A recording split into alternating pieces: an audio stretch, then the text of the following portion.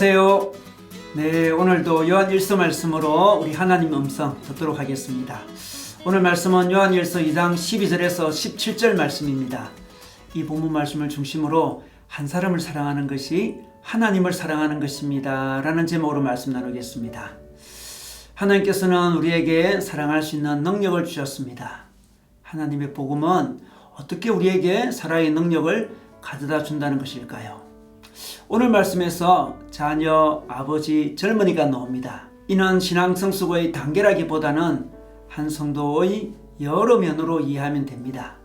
우리는 자녀이기도 하고 아버지이기도 하고 젊은이이기도 한다는 것입니다. 먼저 오늘 말씀에서는 자녀에게 제가 용서함을 받았다 이렇게 말씀하고 있습니다. 우리는 죄를 용서함 받았기에 이제 사랑할 수 있다는 것입니다. 죄는 우리에게 죄책감을 심어줍니다. 이 죄책감이 하나님과 자신과 이웃을 사랑하는 데 큰 방해가 됩니다. 그런데 그 죄를 용서받았다고 말씀하고 있습니다. 또한 우리를 얽어매려는 여러 죄악들이 지속적으로 우리를 공격합니다. 우리를 공격해서 우리에게 사랑의 능력을 앗아가려고 합니다. 그런데 계속되는 죄의 공격에 대해 예수님의 십자가의 죄 용서를 선포함으로써 죄가 우리를 지배하지 못하도록 하나님께서 하셨습니다. 그래서 우리는 죄 용서의 간격으로 또 실제로 죄에서 자유함을 누림으로 자신과 하나님과 이웃을 사랑할 능력을 얻게 됩니다. 그리고 13절에 아버지 된 이 여러분이 태초부터 계신 분을 알고 있다고 말씀하고 있습니다. 하나님을 인격적으로 알기에 이제 사랑할 수 있다는 것입니다. 하나님을 안다는 것은 그의 능력을 안다는 것입니다. 그의 지혜를 안다는 것입니다. 그래서 하나님의 능력과 지혜로 사랑할 능력을 얻었다는 것입니다.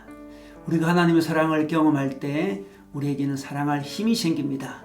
하나님의 지혜를 경험할 때 우리는 인간적인 사랑 정도가 아니라 하나님의 지혜로 사랑할 수 있게 된다는 말씀입니다.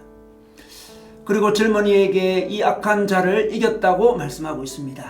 이 악한 자는 바로 마귀를 의미합니다. 마귀는 우리에게 사랑할 능력을 앗아갑니다. 마귀는 우리에게 여러 가지 일로 낙심시키고 좌절시켜서 사랑을 못하도록 막고 있습니다.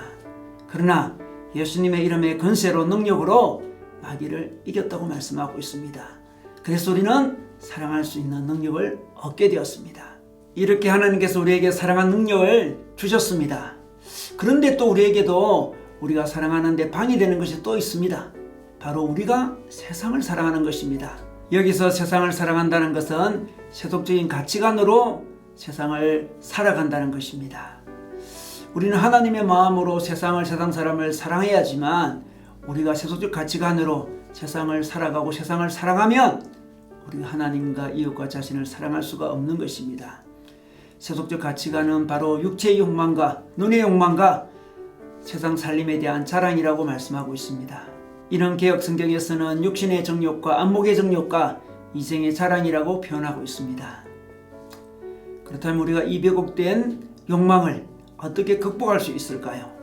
그것은 영원히 남는 것이 무엇인지 깨달을 때 세상을 사랑하지 않게 된다고 말씀하고 있습니다. 그래서 17절에 이 세상도 사라지고 이 세상의 욕망도 사라지지만 하나님의 뜻을 행하는 사람은 영원히 남습니다 라고 말씀하고 있습니다. 영원히 남는 것이 가장 의미 있는 것입니다. 그것이 바로 하나님의 뜻입니다. 그리고 하나님의 뜻은 바로 우리가 사랑하는 것이죠. 사랑만 남습니다. 하나님으로 우리가 사랑을 받아 우리가 하나님과 자신과 예수를 사랑한다면 그 사랑하는 것만큼 인생은 남는 것입니다. 마지막 날에 우리 하나님께서 우리에게 우리가 얼마나 사랑한 것으로 우리를 평가하십니다. 우리가 세상적으로 성취한 것으로 평가하지 않으십니다. 우리가 세상적으로 경험한 것으로 평가하지도 않으십니다. 오직 사랑만 확인하십니다. 여기서 사랑은 한 사람부터 시작하면 좋습니다. 지금 이 자리에 한 사람을 사랑하는 것이 결코 쉬운 일이 아닙니다. 많은 사람들이 세상을 사랑하고 아프리카를 사랑하고 주님을 사랑하고 복음을 사랑한다고 하지만 자기 옆에 가까운 한 사람을 사랑하지 못하고 있습니다. 그것은 사랑의 실제가 아닌 것입니다. 우리가 한 사람을 사랑하는 것, 한 사람을 축복하는 것, 그것은 온 세계를 사랑하는 것보다 중요한 것입니다.